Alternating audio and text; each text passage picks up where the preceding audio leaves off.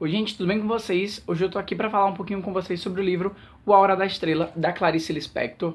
Esse livro aqui foi o meu segundo contato com a autora. Ano passado eu li um livro de contos dela, que foi o Felicidade Clandestina.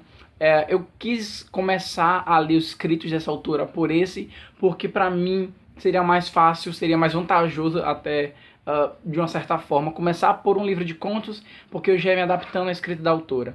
Mas assim, só por esse livro, né, essa coletânea, digamos assim, a gente já consegue ver a profundidade que ela dá, então, aos seus textos. Eu vou deixar linkado aqui embaixo o vídeo que eu fiz, tá bem bacana. Então, assim, para quem nunca leu Clarice e quer começar, eu também recomendo que vocês comecem por o livro de contos, tá? Então, hoje eu vim aqui falar sobre O A Hora da Estrela, que é um livro muito mais do que falado, é um livro, assim, adorado por muita gente, é o livro favorito de muitos leitores. E eu concordo muito com a Tati quando ela falou no vídeo dela sobre A Paixão Segundo o GH, que ler Clarice não é uma simples leitura, é uma experiência. Então, assim, como todos os livros, mas principalmente com Clarice, cada leitor vai tirar para si algo diferente. É um pouco complicado, pelo menos para mim, falar dos escritos da Clarice, porque ele gera diversas interpretações a todo momento. Então, assim, o que eu estou passando na minha vida nesse momento não é a mesma coisa que você que está me assistindo agora está passando. Então, imagina que esse livro, eu acredito que com os outros também, é uma BR, uma estrada, e que cada entrada e cada saída das ruas é um tipo de reflexão que a autora faz diferente. Então, na primeira entrada à direita é uma reflexão, na segunda entrada à esquerda é um pensamento que ela te faz ficar matutando por um bom tempo. Então, eu vou tentar falar pra vocês o que eu passei enquanto estava lendo esse livro aqui, e não simplesmente sobre a história que eu acredito que todo mundo já conheça. Bom, o início do livro ele é marcado por esse escritor, que é o narrador da história. Ele está falando pra gente um pouco sobre a relação que ele possui com a Macabeia, ou sobre a possível relação que ele gostaria talvez de ter.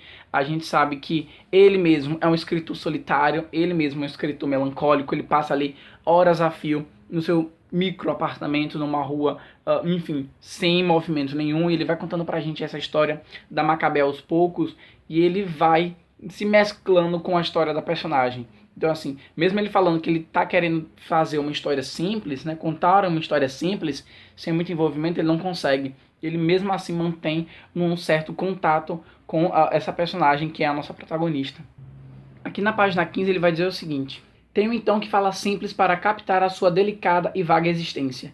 Limito-me humildemente, mas sem fazer estalhadaço da minha humildade, que já não seria humilde. Limito-me a contar as fracas aventuras de uma moça numa cidade toda feita contra ela. Ela que deveria ter ficado num sertão de Alagoas com vestido de chita e sem nenhuma datilografia, já que escrevia tão mal que só tinha até o terceiro ano primário.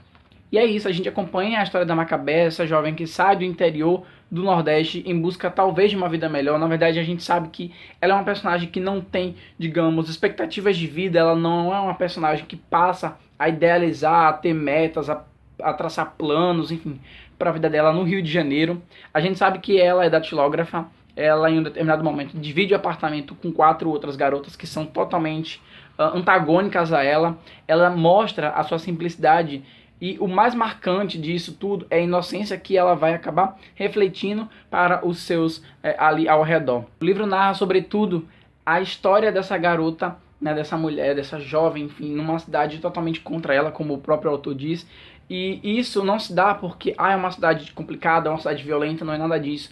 Mas a dificuldade que ela passa é por ela ser tão inocente, por ela ser tão ignorante, no sentido dela não ter conhecimento de mundo, que ela acaba passando suas maiores dificuldades nas coisas mais simples. Então, assim, quando alguém pergunta uma palavra que pra gente, enfim, é uma coisa simples, normal de se falar, de se conversar, ela fica retraída, ela não sabe, ela tenta pedir explicação e as pessoas ficam sem acreditar, sabe? Ela tem essa mania de escutar um rádio, eu esqueci agora o nome da rádio, mas ela gosta porque ele fala sobre cultura, ele fala sobre conhecimento de mundo, então ela gosta de ficar ali enturmada, querendo saber. Ela gosta de estar observando as ruas por onde ela passa. Tem um determinado momento da história que ela acaba conhecendo um rapaz, o Olímpico, e ele vai então ter uma certa relação com ela, mas a gente vê que ao longo do livro ela não consegue muito bem como lidar com isso, porque ela sabe que ela é totalmente diferente dele. Ele não consegue trazer para ela esse conforto que quando a gente, enquanto leitor, vê, a gente fala, cara, por favor, faça alguma coisa por essa personagem, mas isso não acontece.